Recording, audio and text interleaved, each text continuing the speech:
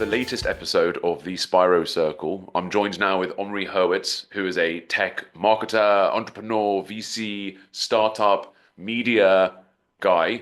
The chances are, if you scroll along through LinkedIn or Twitter or any of your socials, the chances are you'll see him right there sharing insights and interviewing with interesting people in the Israeli ecosystem. Omri and I have been in communication with each other on podcasts and appearances over the years, and he is actually someone that inspired me to do this one. So, Omri, thank you very much for taking the time, and sorry to burden you with an invite to the Spiro Circle.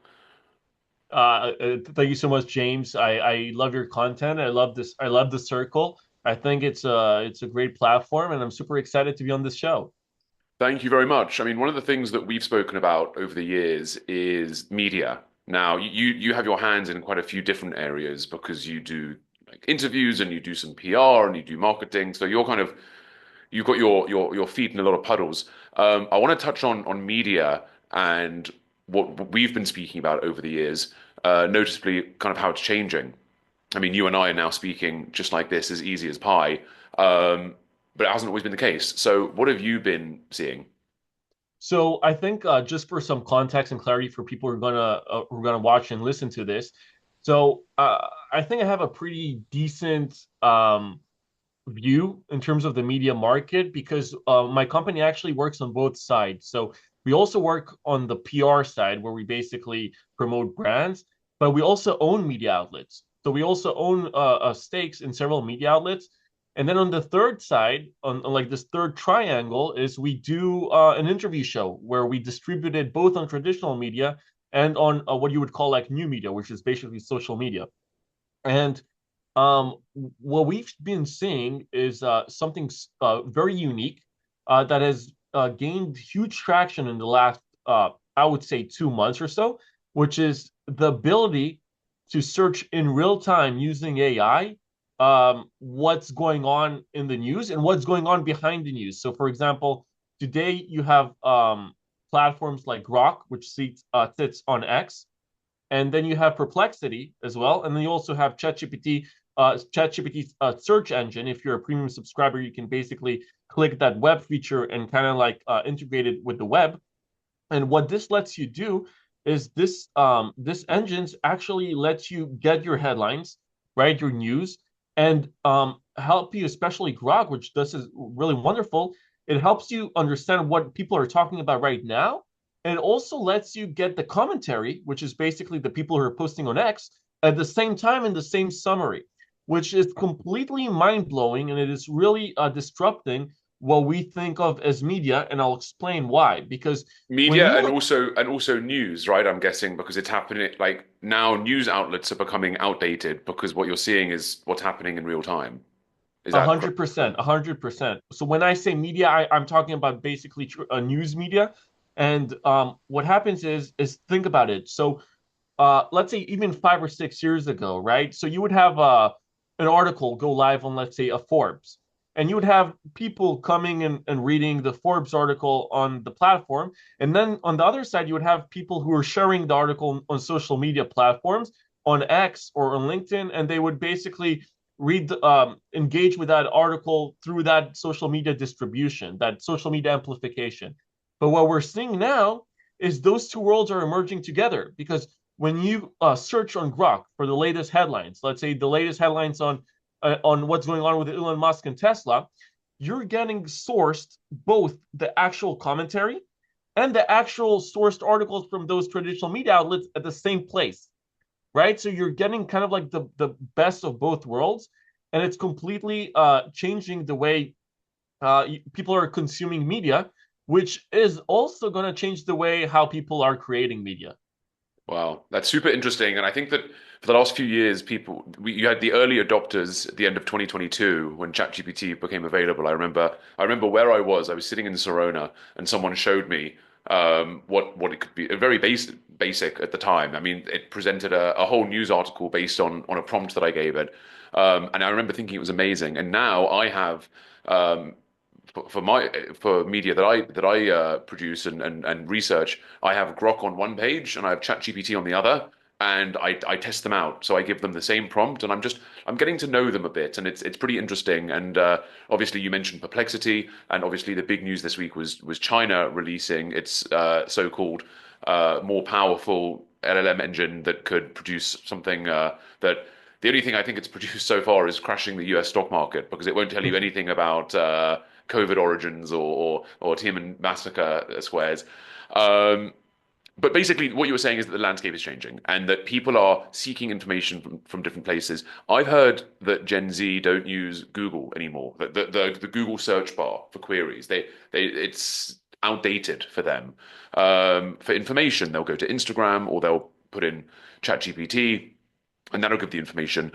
How are the media outlets responding to this giant shift? I mean, they weren't doing famously well when they shifted from print to online because they had to work out a new payment plan, and some went to subscription models and some went to advertising. What are they doing now? What are you seeing that people are responding to now? So there's two trends, okay? And media has been traditional media has been hurting for a while. We've seen that with major tech publications, who had to cut probably 50% of their staff. We're seeing what with CNN, how CNN had to cut so many people from their staff as well. Before I talk about those two trends, I just want to mention two examples of outlets that are doing great work. And we have, and I'll give another context for the audience. We have basically an analytics platform that we have a data platform that we've built in house that kind of lets us track the real kind of like engagement of some of these outlets. We're seeing terrific numbers for both the information and Axios. And when we look inside and we look at those numbers, we have two main convictions on why those two platforms are working well. One is that the information is very newsletter based in your inbox, right? Me and you talked about how individual reporters are going out to Substack and other platforms and kind of living their traditional counterparts. But what the information has done, they've built their whole infrastructure based on the newsletter setting, and that has been working wonderful for them. Also, what they're doing is they're not in a hurry to release coverage. So the information is not their focus is not to be first in market, breaking news, right? It's more about in-depth analysis. And I think that gives them an advantage because even if other platforms you can get your news faster, with them you can dive deeper. So I think that is for the information. On Axios, Axios is actually a very beautiful model. They've done nothing different than most traditional outlets, except one thing, which makes them spectacularly better and easier to read, is their formatting. If you go to Axios and you read an article, it's very mobile friendly and it's all bullet points, right? It's all bullet points. It's very easy on the eyes. Young people love to consume content that way. It's very shareable for Twitter. And also the AI search engines prefer to take the information from Axios because it's easier for them. It's easier on the CPU. So it's easier to actually get information from bullet points for the AI than to do that on a long form article. So those are two things. In terms of the trends, what we see is working for media outlets is basically sync the whole media ecosystem together. Combine your Twitter account, combine your LinkedIn account, combine the LinkedIn profiles and X profiles of the individual contributors and reporters of that outlet, and form a whole media ecosystem that benefits from each other. So one way to look at it is that like X right now is doing those creator payouts. So why not build an infrastructure where your traditional media ad stream doesn't have to rely only from like Google AdSense or sponsorships on your website, but also from creator ad revenue on X, for example. We've seen the Daily Wire doing that tremendously with the Ben Shapiro, Jordan Peterson model. And the Young Turks on the left have been doing that as well. So I feel like that this is where media is going, but it's basically thinking the whole media ecosystem together. Mm, It's really interesting because it crashes it kind of knocks the whole wall and barrier down, doesn't it? Because now anyone can you and I can chat like this now, and we can analyze media, and we can criticize media or celebrate media in ways that no one in generations have done before us. what are the consequences of this? I mean, everyone talks about fake news and everyone talks about Musk and his platform and spreading fake news, but I'm personally on the camp of I take a libertarian approach with the whole thing. I'm a let's have it all out there, warts and all, and then we'll learn like over time, like the way that we learned how to be media literate when it came to newspapers and television, we'll learn how to be media literate when it comes to posts or status updates or any of this or podcasts even. Um, how do you see people tackling that? Because it's apparently a real issue. I don't think it's an issue, but I'm playing devil's advocate. I think it is an issue when it comes to when there's concrete facts where people are not able to or not able to engage with those facts. So listen, a lot of what media is doing, what a lot of media people do is opinionated. It's not object. It's subjective, which is fine, which is completely great. The problem is once you have, let's say, a Holocaust denier, right, on a media platform, and he's starting to spread this conspiracy theories that have nothing to do with actual facts. And what I've seen X do a wonderful job, for example, in basically letting those, let's say, Holocaust deniers say what they want on the platform, but they're not going to be able to monetize their content. We've seen And that with and Jeff. they can be caught out with community notes. I mean, when That's something is just beautiful. so obviously fake, it can be bound. It can be rebutted, which I think is like a very healthy dialogue. I think it's a healthier way of combating these issues that are inevitable. Is what I think. I would say, I would argue that the community notes feature on X is probably the biggest media, the most impactful media asset or ticket or whatever you want to call it, add-on in the last 15 years. Hmm. I agree. The, I think it's great. And I'm actually a member of the community notes community, for lack of a better word. So I was there after the war broke out in Israel, and everyone was posting terrible fake news about what was happening here. Uh, a few months later, they just happened to open it up to people in Israel. So I've been correcting news every time I see it. For me, that's like a market taking the reins, like it's like a for me it's like a let's put all of the ideas out there. The good ones will thrive, the bad ones will suffer, and we just have to ride it out. I think it's better than suppression or censorship. I mean, that's my like instinctive feeling. Um, and you can find cracks in any of it. But I think what X is doing is great, and we've seen that Meta is going to take it up with Facebook. They're going to adopt the same policies. Um, I'm interested in how the news media responds to that because to talk about traditional media that you just mentioned earlier, Sky News in the UK, it's been announced that they are no longer running. They're no longer going to run on broadcast television. They're going to stick just to social. mm, The Guardian in the UK also is not posting on X at all. But you would think that you should be able to post anywhere, and if people don't like your news or if people don't like your opinions, then you should bounce that back. So, how do you think that the media outlets and no, next question, sorry. How do you think the journalists in those outlets are going to respond to this kind of massive change? so I so I think like a lot of journalists have already started to respond in the last, let's say, 5 or 6 years. We've seen a tremendous amount of reporters living their traditional outlets. Um, a good example is Brittany Hopper, who was on my show a few weeks ago, and she just she felt censored. She felt like she can't produce the content that she wants to produce, and she has all the options today to go outside of mainstream media and to deliver her news directly to her audience and probably make more money doing so. Right? We're seeing this with Dave Rubin. We're seeing this with Ben Shapiro. We're seeing this, and I'm mentioning people on the right here, but it could easily be said on people on the left as well. I would say Well, Dave this: Rubin started on the Young Turks, so he he started started on the Young Turks on the left. That's yeah. correct. And what I would say is, and by the way, you're also seeing politicians and people who have been kind of been censored by traditional media as a politician, going out and starting to broadcast, kind of like broadcasting as a service in a sense, and monetizing their power through those and their followers through direct media engagement.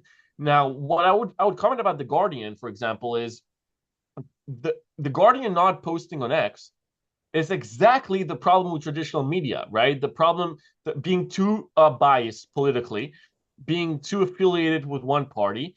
No one could go into the Guardian and not know what kind of like party they represent politically. What I see as a beautiful counterpart to that is a platform called Ground News. What Ground News does is they basically filter out the headlines and they basically tell you what the bias is, right? Is it right wing? Is it left wing? Is it central? Is it right? And I think that is a beautiful thing. What we've been doing with the publications that we own and that we have percentages with, is we've built kind of like a community notes feature. It's not community notes, but it's basically a comment section in the end of the article where fellow reporters from the team could basically offer their own disclosures. So they could basically say, "Hey, I know like Jim is very pro A. We actually believe there's another source that needs to be vetted here, and you can check this other article." And we make sure that the articles that they source out are from the same outlet. That there isn't a strong bias to one outlet, but both of them are kind of like feeding each other. I'll give you a concrete example of something that we're doing. So one of our outlets that we own is a tech-focused media outlet that syndicates with a very, very big financial media outlet. So, the viewership is around 15 million readers a month, 15. And what we've been doing is we have in that outlet, we have two reporters who are very pro bootstrap startups. They believe the VC model doesn't work for the majority of startups, and they're very pro bootstrap. And they because they have a nobody censors them, and they can write exactly what they want, and nobody, not even an editor, can edit it, because that's the whole point. We give them free kind of leeway to do so. They write a lot of negative stuff on VCs, but we counter that with one specific reporter who's very pro VC, right? So, and we kind of have both of them kind of like writing articles on the same platform. So you can say that this media outlet is very biased toward one way or the other, because we have this very diversified kind of ideas. I'm all for that kind of way of doing media. And for the record, I actually don't think the Guardian's news reporting is that bad. I think they get dragged a lot for their op-eds, and I think that their features and analysis can be quite aggressive. But I think their hard news and their reporting is good, which is why it's a shame they're not on a platform like X, because I think we need more of that. And something that when new media that I found when new media was appearing is that you had these online publications that obviously lent one way politically or socially or culturally. And that's fine. You can do that. Like, just be open and honest about it. And I think what a lot of people stopped respecting in the media, which I think the media has to kind of reckon with, is that they were taking a side, but they just weren't admitting it. Like, it's like, don't whiz on my leg and tell me it's raining. Just be honest with me and just tell me that this is your thing, and I'll respect it, and I'll read it, or I'll go away. Um, there's a lot to like unpack. What do you think about AI generally in the role of all of this? Because I know people that say to me, they say, it's great. We can take your 1,200 word article and I can run it through an LLM, and I can just get like the bullet points of what you've done. To which I often respond saying like, that is really depressing. I spent a long time on that. I want you to read it. Um, and it goes the other way. Someone said to me once, I can put in 5 or 6 bullet points of what I want to talk about, and LLM can do it for me. So I think part of me thinks we're just going to be going into this endless cycle where people are taking journalists' work, putting them into bullet points, uploading those bullet points into LLMs to create bigger work, and it's going to be like a cycle loop. Where do you think AI is going to come in all of this? So first of all, I remember when we talked about it behind the scenes, and I laughed out loud, because it was really funny, this kind of like cycle of content creation that is just kind of like echo chambering itself. Bullet Yeah. points, turning into long form into bullet points, and you just kind of like take it. The way I view it is I have a very direct idea of media. I see media as a source, as two parts, as a source and an amplifier. What do I mean by that? Imagine you have a circle and you put a dot inside the circle. That dot is the source. It's the main thing it's where the media was born. That media asset was born. For example, for you, James, that source on a day-to-day basis is the CTech article, right? It's the article on Calculus. That is the source. Through that source, you can use AI to create many different forms of content. Now you can use AI to create LinkedIn posts and X posts, and you can use AI to create mini videos and snippets and I'm whatnot and seeing that a ebook. lot, by the way. A lot of people are using AI to write LinkedIn posts, and I can spot it. It's really aggravating.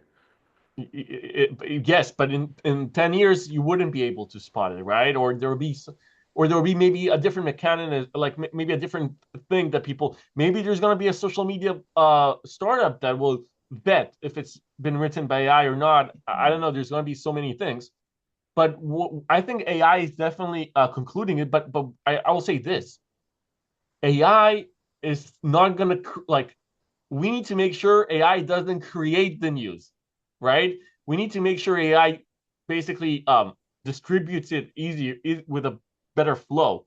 But we need to be very careful that AI doesn't. You give them a six, there's like a broken telephone thing. Like, okay, 6 bullet points from a James Spiro article.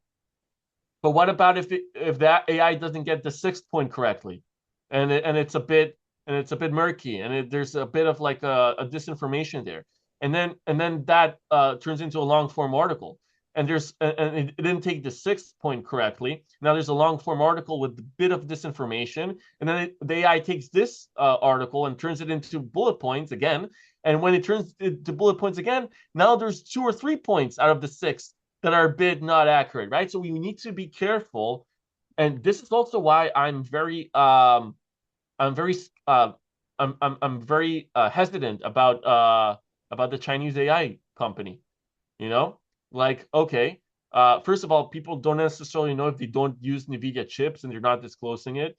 Lots of things doesn't make sense over there, and most importantly, we know how biased the Chinese can be. We've seen that with TikTok. Well, we know how, yeah, look, I completely agree with that, but also we know how biased anyone can be, regardless of whether they're from China or the US or Europe or the Middle East. So it's a real concern. You're right. It's that's why one of the features of Grok, which is where it cites the sources, at least it's being a bit more open about that kind of thing, whereas ChatGPT just gives you the result. Wikipedia is another example. That's not AI based. That's a bunch of people on the internet that are systemically changing or retconning the past to present it in a different way. There's a lot of these questions leave unanswered. I happen to believe that there should be some form of AI. I don't like to use the word regulation, but like observance, where we see what's happening and we see how and why these things are going to happen. Because you're right. That point you gave about murking one of the last bullet points and then that feeding into others, it creates a terrible cycle. Omri, we're approaching the end of the time, unfortunately. I could talk to you all day about this, but I want to leave on your final note for any advice out there for anyone who's looking to do some of the things that you do, which is PR, news, analysis, interviews. What advice do you have? Basically, looking at everything in a very, very holistic way. Okay, removing the echo chambers. I'm not talking about political echo chambers. I'm talking about distribution echo chambers. Remove it. LinkedIn, Twitter, X, traditional media, Facebook, whatever. They're all a means to an end, and that end is to reach an audience. And you just need to continue testing, continue playing, continue optimizing on all those platforms, and see the feedback that you're getting from your audience. Too many people are dividing and separating those kind of like they're doing it as an intellectual exercise. They're basically saying, okay, this is a traditional media outlet. This is only a modern media outlet. This is a social. It's all the same thing. It's people trying to communicating to other people, and they're using it through a portfolio of distribution channels. And that's the way you look at it. You need to look at it. And the way you become a great PR guy, the way you become a great marketer, the way you become a great news anchor, broadcaster, writer, is if you live like if you start seeing everything in a holistic fashion and optimize accordingly, and just be open. There's always going to be new platforms, there's always going to be new things. Don't be so, we've seen that with many reporters who have become very, very cynical of new media. Why? Because they were used to having all the power in their hands, right? They were deciding the narrative. Now everyone can decide the narrative. So I think that's a very important thing to remember. Yeah, the power is in all of our hands, and we are the media now. Omri Hurwitz, it's always a pleasure. Omri Hurwitz Media, always a pleasure to join. Thank you so much. Always enjoy your insights, and that's a wrap. Thank you so much for taking the time. Amazing, James. Keep up the great work, man. Thank you.